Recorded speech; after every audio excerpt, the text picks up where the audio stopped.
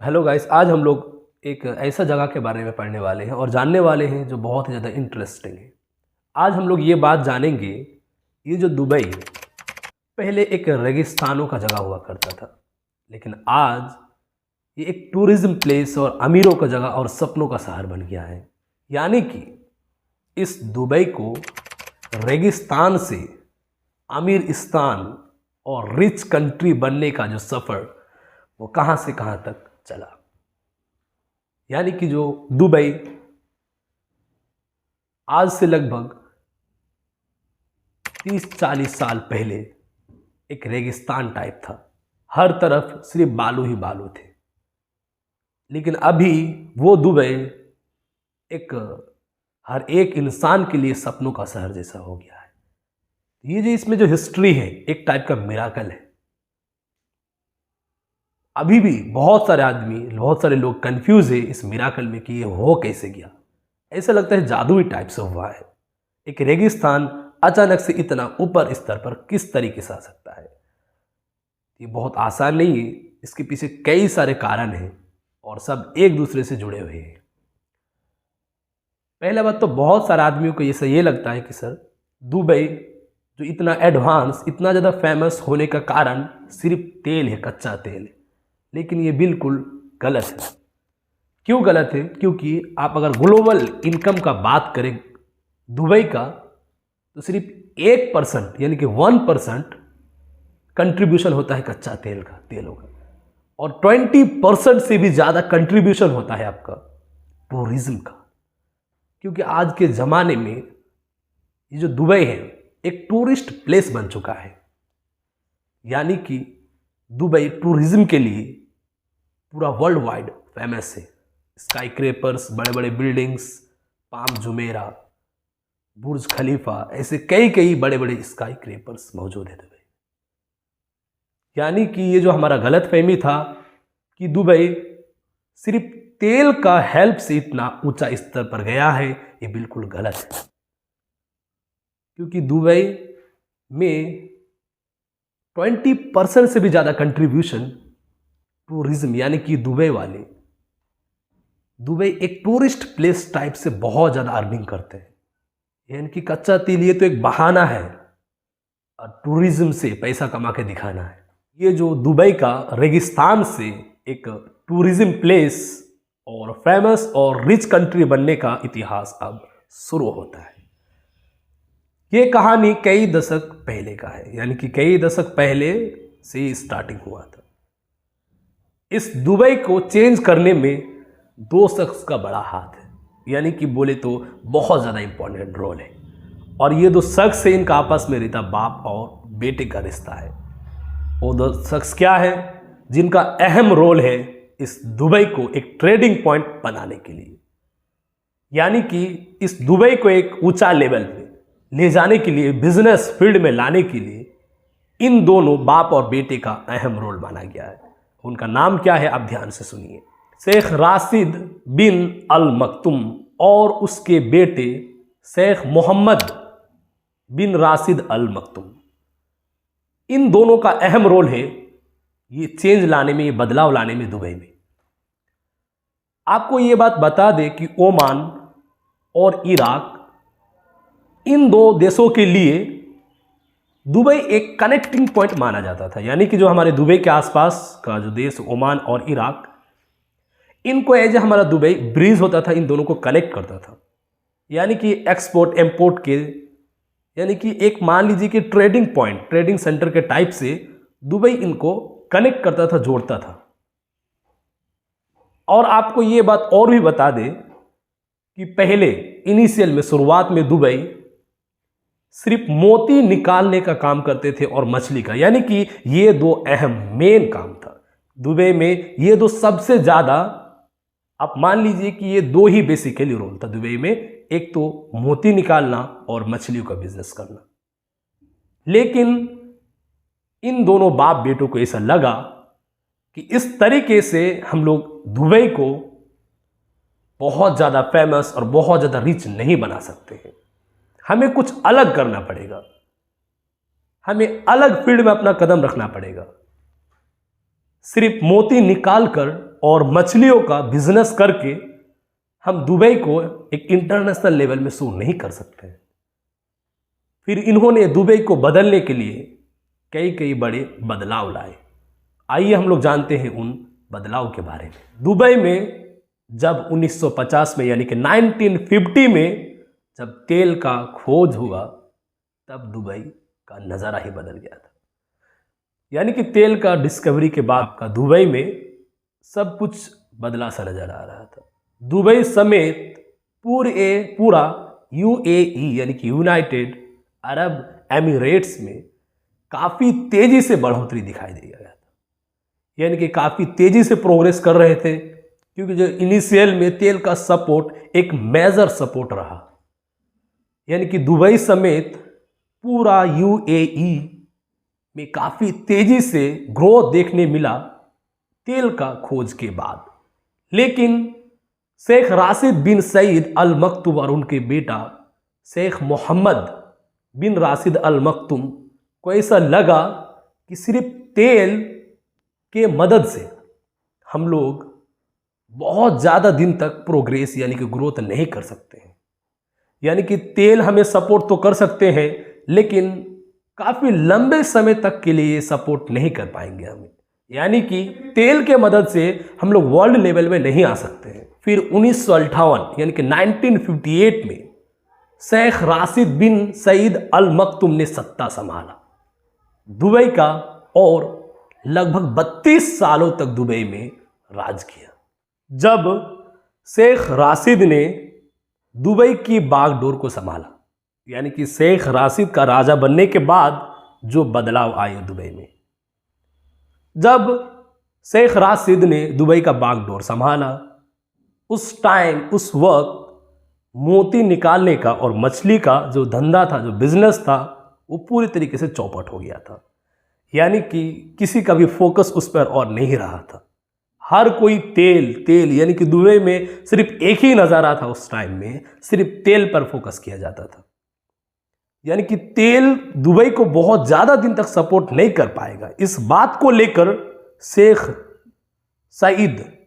राशिद ने क्या कहा था कि मेरा पिताजी ऊंट पर सवारी करते हैं, मैं मर्सिडीज चलाता हूँ, बेटा लैंड रोवर चलाता है।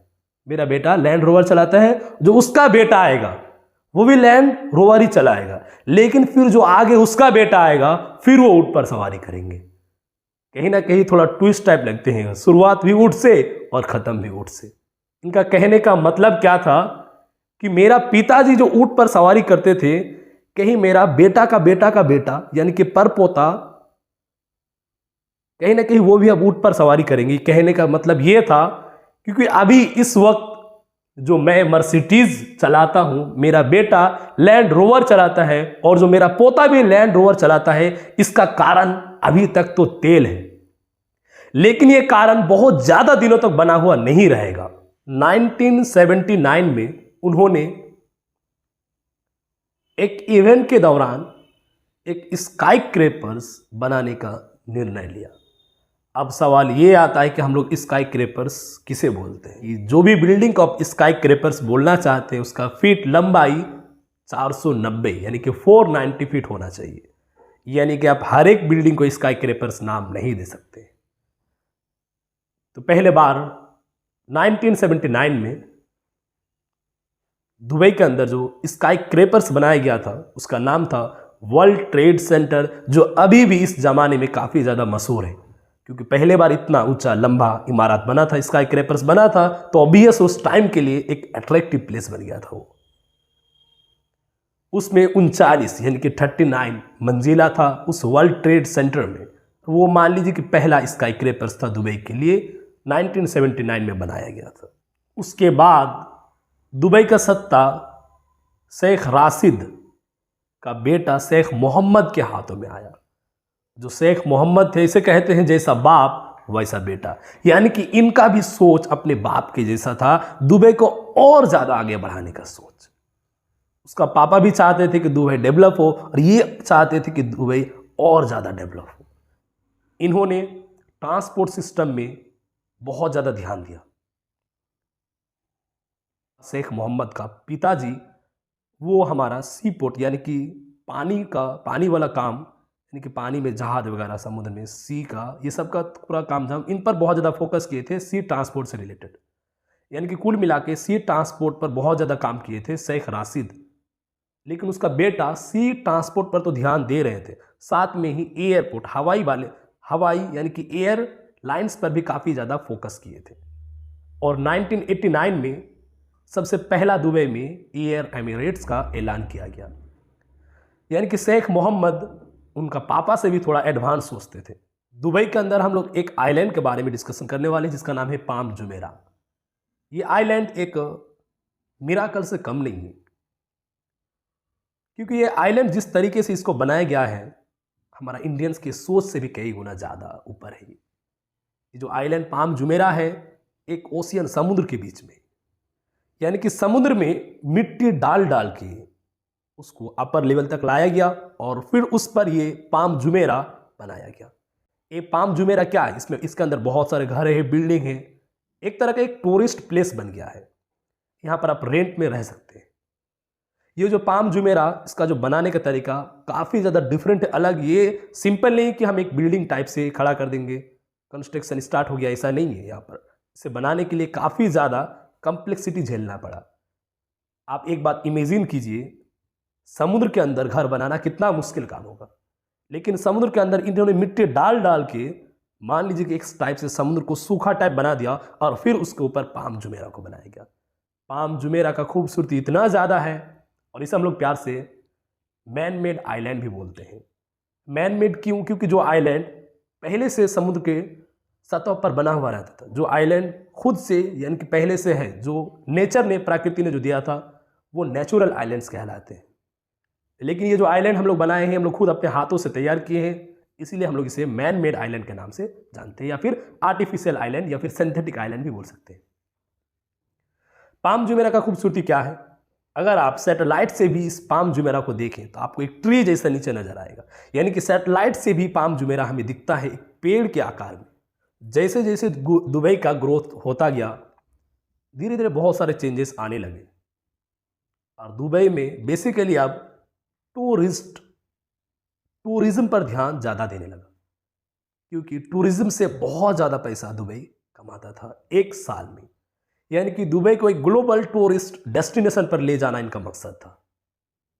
और इसी मकसद से होते हुए 1999 में बुर्ज अल अरब बन के तैयार हो गया, जो कि एक पहला दुनिया का 7 स्टार होटल था, वो भी दुबई के अंदर। यानी कि कहीं ना कहीं दुबई धीरे धीरे एक टूरिज्म प्लेस में शिफ्ट होते हुए जा रहा है, नजर आ रहा है, एक टूरिस्ट प्लेस बन रहा है।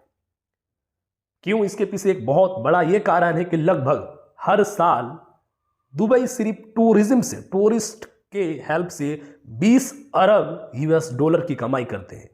20 अरब यूएस डॉलर, सोचिए कितना बड़ा संख्या है। दुबई ने और भी कई बड़े स्काईक्रैपर्स बनाने के बारे में सोचा और भी बड़े बड़े बिल्डिंग्स के बारे में उन्होंने निर्णय लिया और सोचना स्टार्ट किया। धीरे धीरे दुबई खेलों को भी प्रमोट करने लगा। जैसे जैसे बदलाव आते गए, आप देखिए सफ़र शुरू हुआ था रेगिस्तान से और सफ़र अभी कहाँ से कहाँ तक चल रहा है। दुबई खेल गेम्स पर भी काफ़ी ज़्यादा ध्यान देने लगे। दुबई ने बड़े बड़े स्टेडियम बनाए, बड़े बड़े क्रिकेट स्टेडियम बनाए। कहीं ना कहीं हर चीज़ों को दुबई लिंक करने का कोशिश कर रहे थे। आप इमेजिन कीजिए, यही दुबई, क्या आप सोच सकते हैं, एक रेगिस्तान, सिर्फ बालू ही बालू, जहां पर कोई ऐसे जाना पसंद नहीं करेंगे, लेकिन अभी वो दुबई जहां पर हर कोई बहुत सारे पैसा खर्च करके जाने का सपना रखते हैं। ऐसा बदलाव आया दुबई में। अभी भी ऐसे बहुत सारे को ऐसा लगता है कि एक मिस्ट्री है, एक मिराकल है, कैसे हो गया अचानक से एक रेगिस्तान, एक इतना बड़ा अमीर स्थान में कैसे बदल गया। दुबई धीरे धीरे टूरिज्म प्लेस में कन्वर्ट होते गया। गेम्स को वैल्यू देने लगा, गेम्स पर भी ध्यान देने लगे और बड़े बड़े स्काई क्रेपर्स वगैरह बनाने लगे। बात आया स्काई क्रेपर्स का, तो यहां पर हम लोग जैसे ही आपका दुबई एडवांस होता गया, अभी के ज़माने में जैसे आप बुर्ज खलीफा के बारे में सुने हैं, कहाँ पर है? दुबई। आप पाम जुमेरा के बारे में सुने हैं, कहाँ है? दुबई में। तो एक पॉइंट बता दे, दुबई का हमेशा एक ही मकसद रहता है, दो है, एक तो नंबर 1 या फिर ओनली 1। यहाँ पर 2 टर्म है, देखिए कितना बड़ा टर्म है, या तो ओनली 1 या तो मैं खुद अकेला रहूंगा, या तो ओनली 1 या फिर नंबर 1, ये दोनों में से कोई एक में रहना है दुबई को। ऐसे तो अगर इनका हिस्ट्री को डिस्कस किया जाए तो एक साल भी कम पड़ जाएंगे, हमारे पास उतना समय नहीं है। हमने कुछ मुद्दे का हिस्ट्री को लिया है और आपके सामने डिस्कशन किया है। इनका कंक्लूजन ये था कि आप आज से गलतफहमी निकाल दें कि दुबई सिर्फ तेल से कमाई करते हैं। दुबई हर एक चीज़ों से अब कमाई करने लगे, टूरिस्ट प्लेस से भी कमाई करते हैं, दुबई ट्रांसपोर्ट से भी कमाते हैं। यानी कि दुबई में सिर्फ तेल नहीं, अब बहुत सारे बिजनेस स्टार्ट हो चुके हैं। तो यही तक था हमारा आज का सफ़र, दुबई का हिस्ट्री रेगिस्तान से एक अमीर स्थान, रिच स्थान बनने का सफ़र, यही तक था हमारा। अगर ये हिस्ट्री आपको अच्छा लगे तो आप हमारे चैनल को सब्सक्राइब कीजिए और बेल आइकन को दबाइए। धन्यवाद।